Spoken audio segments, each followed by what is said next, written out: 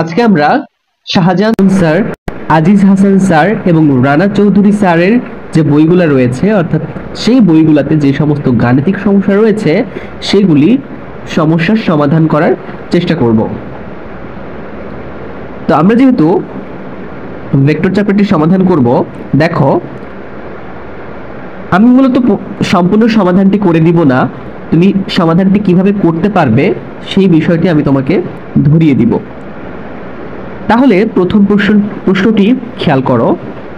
দেখো এখানে বলা হচ্ছে কোন একটা বিন্দুতে একই সময়ে 10 নিউটন এবং 6 নিউটন মানের বল পরস্পর 60 ডিগ্রি কোণে ক্রিয়াশীল।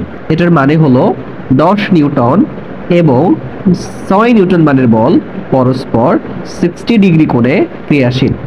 তাহলে তাদের লব্ধির মান নির্ণয় করো, অর্থাৎ তাদের যে আর এর ভ্যালুটা